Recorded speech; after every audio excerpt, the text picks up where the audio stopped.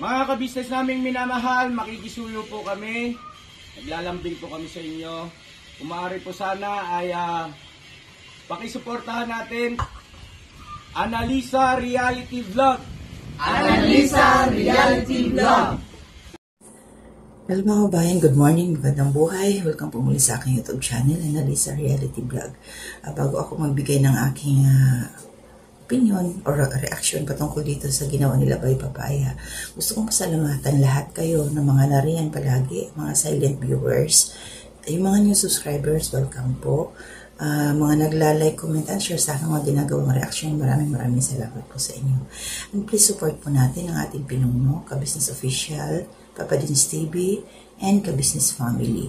And shout out po sa aking mga kasama mga reactors, Anime Reactors TV, Taong Gala, Kalingap Turak, Ma'am Flores Channel, and Katangay PLC at saka si Alminda Mix Vlog.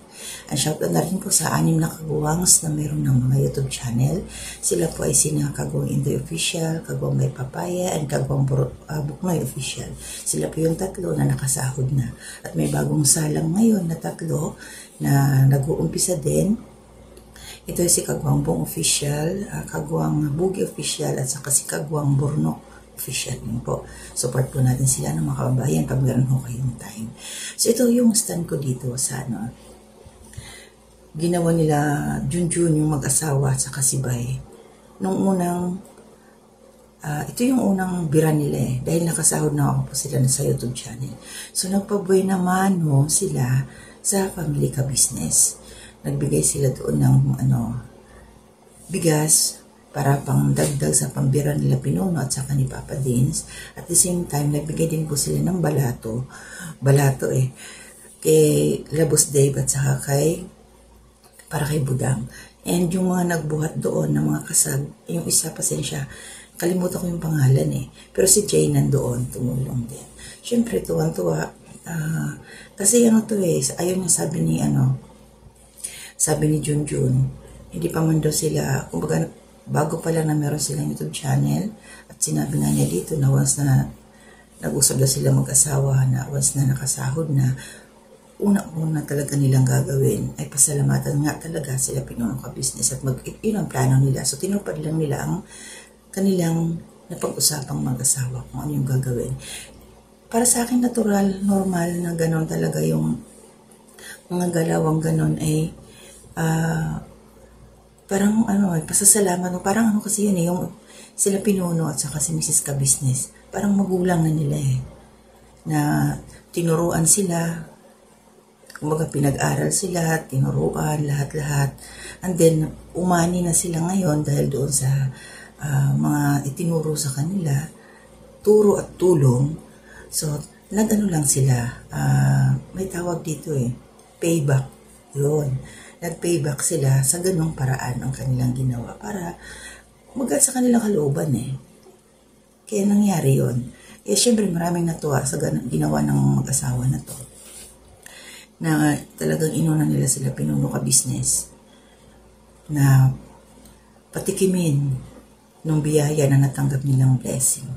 Yun, di ba?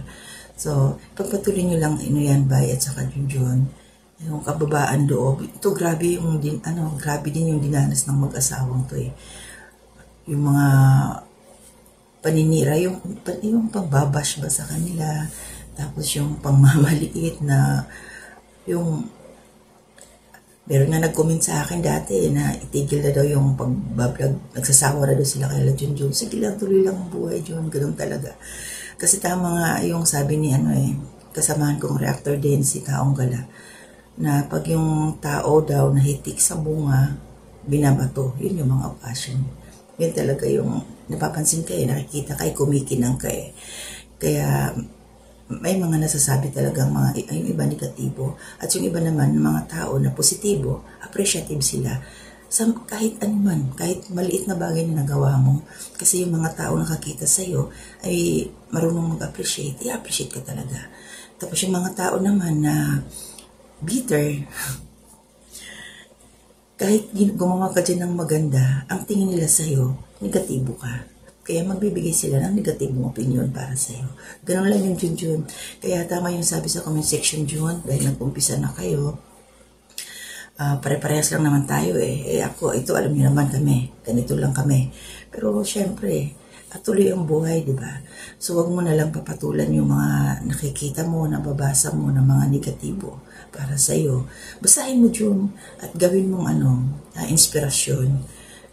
I-twist mo siya para sa maging positive yung mga ganong galawan ba na magbibigay ng negatibong komento para sa iyo. Huwag mo na lang sagutin yun. Hayaan mo na lang. Tuloy-tuloy lang kayo ni Bay ng pagbira. Yung basta gumawa lang kayo ng kung ano man makikita ng iba. Bahala na. Ganun na lang yun. Basta maayos lang. Nasa puso, nasa isip na maayos ang iyong ginagawa.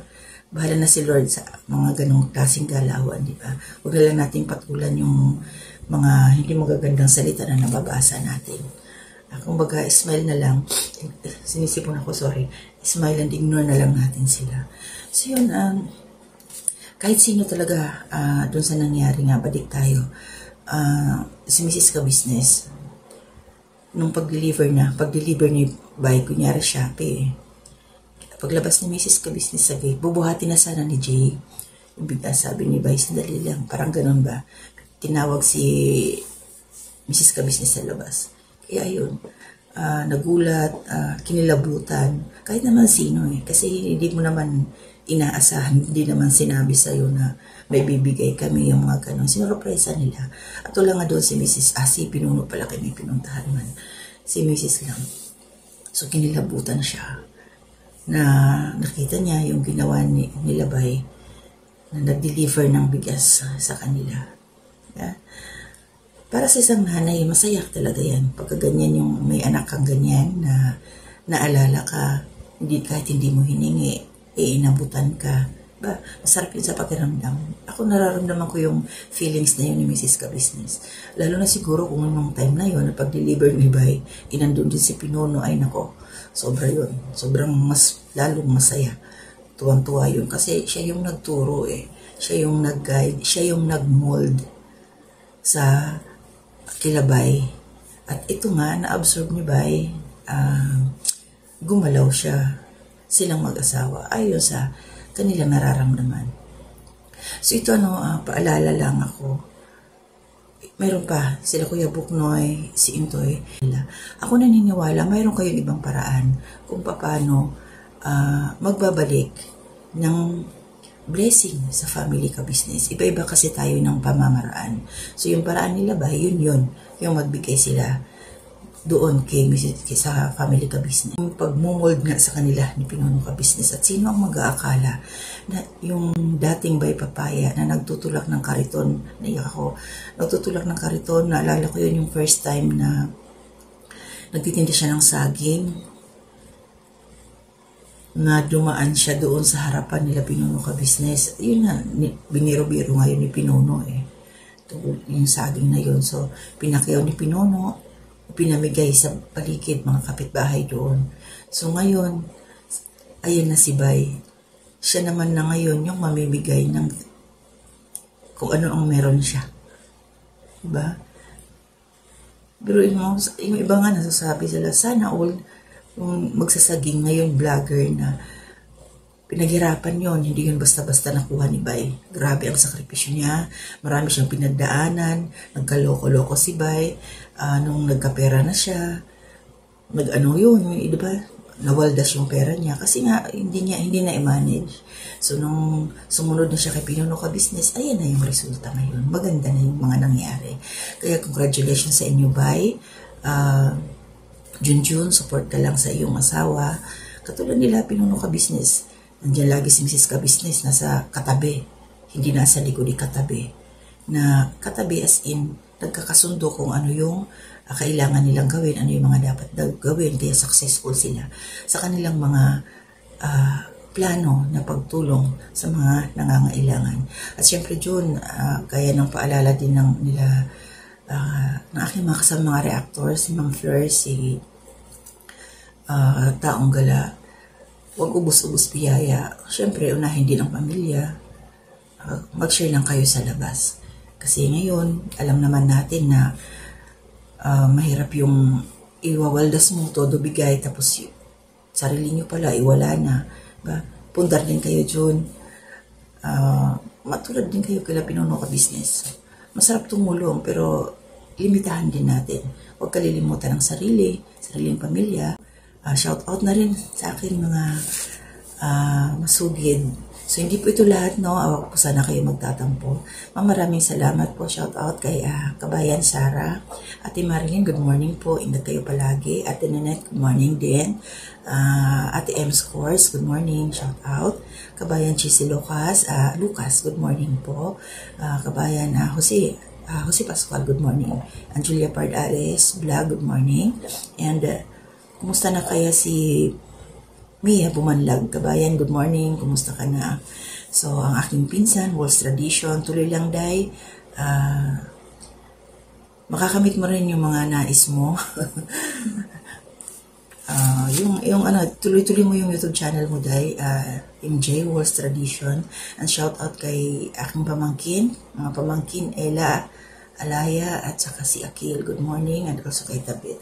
Sa aking pamilya, mga anak, aking asawa, ingat kayo dyan. So, yun na muna yung aking reaction, ano?